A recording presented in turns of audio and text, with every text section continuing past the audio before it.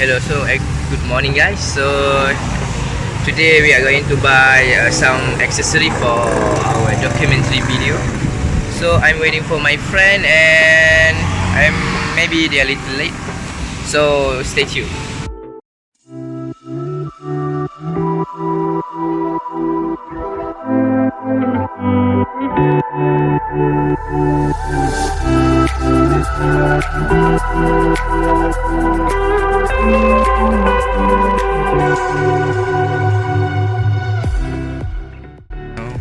We are together before we go into NK Beratu.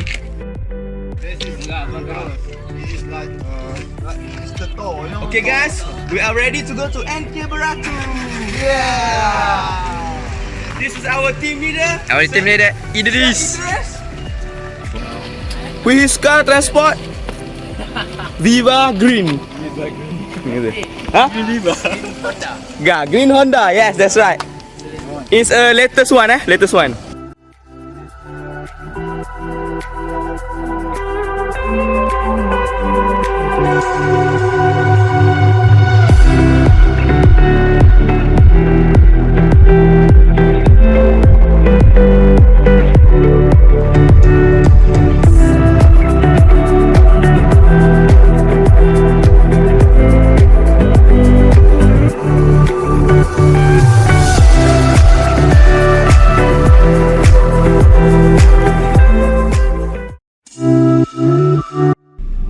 Okay everyone, we arrived at NK Beratu.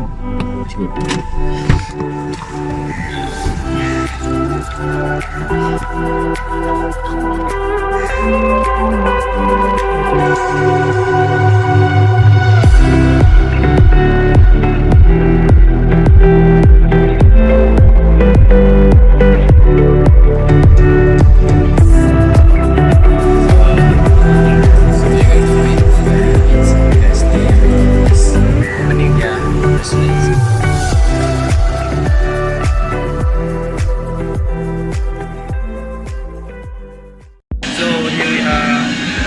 NK Beratu guys, it's so early. So we can see.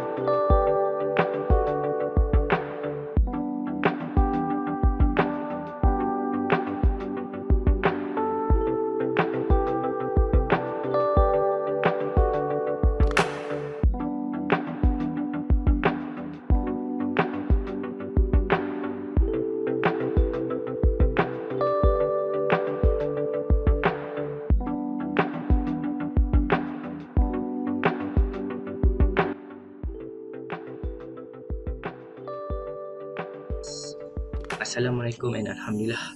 My group already finished the interview and review for our food documentary at NK Beratu. Overall, what I can say from this mini documentary project, I learned many things such as to do something and achieve it, we must have interest and not give up easily. So we must not afraid of a failure because we learn from mistake and improve ourselves from those failure. So that's what said by Mr. Azwan Shah, the owner of NK Beratu restaurant.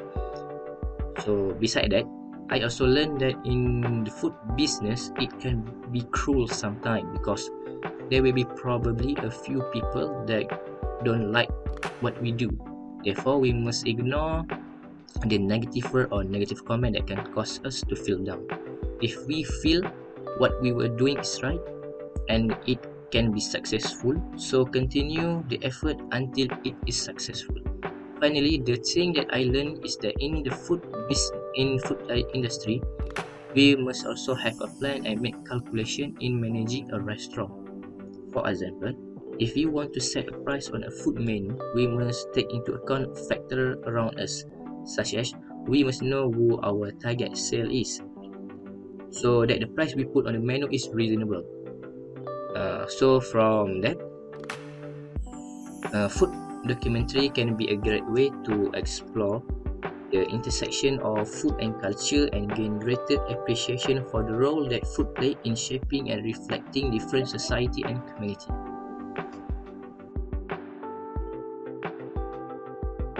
Making a food documentary can be a rewarding and educational experience that can lead to a personal development in a number of areas. Some potential personal that I developed and experienced during making a food documentary is developing technical skill. Making a food documentary may involve learning and using various technical skills such as camera operation, lighting, and sound recording.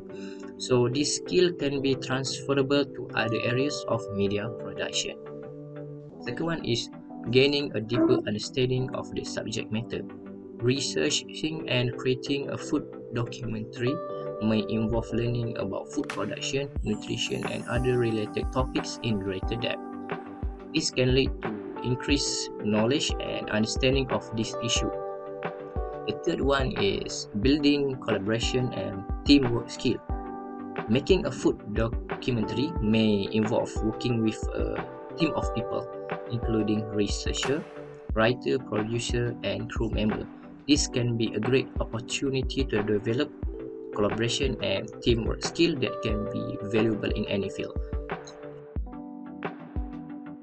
The other one is building confidence and self-esteem. Completing a major project like a food documentary can be a challenging but rewarding experience that can help build confidence and self-esteem. Next is developing leadership skill. Depending on the size and the scope of the project, making a food documentary may involve taking on a leadership role and managing a team. This can be a great opportunity to develop leadership skills such as communication, delegation, and problem solving.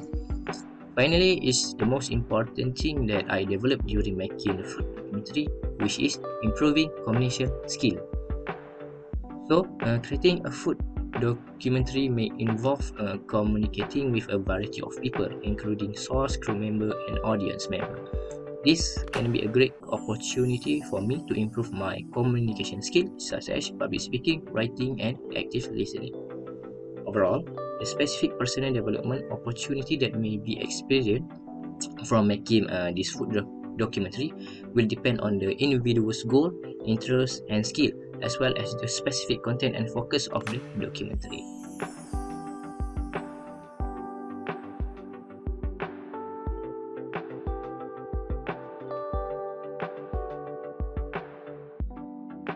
So after making this food documentary, there's challenging experience that I had, which is maintaining the quality and accuracy of the audio and visual element of the documentary while working with a limited source.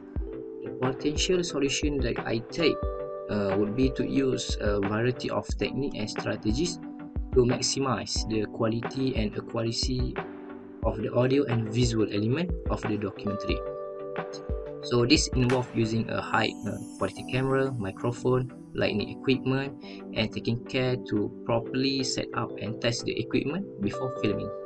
Besides that, I'll also use techniques such as color grading and sound design to enhance the overall look and feel of the documentary. Finally, I also seek out the feedback and critique from peers and advisors to ensure that the audio and visual element of the documentary are high quality and accurate.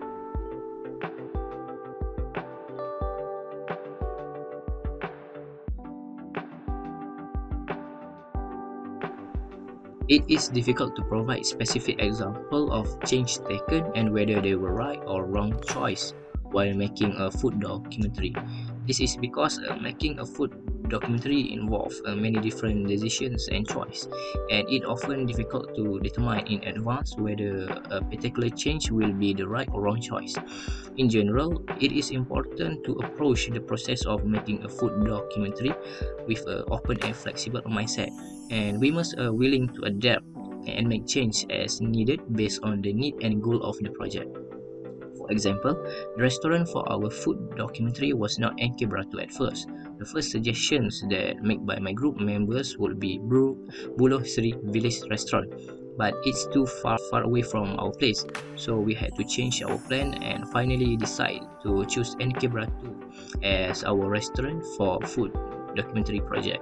So that is the right choice taken by my group because NK Beratu restaurant is very close from our place, so that's make us easy to deal with the owner and review the restaurant first. So the success or effectiveness of a particular change will depend on a variety of factors, including the specific goal and objective of the documentary, the resource and constraints that are available, and the preference and expectation of the intent audience. Okay, guys. So that's what I can share from my side from making a food documentary. So thank you for watching.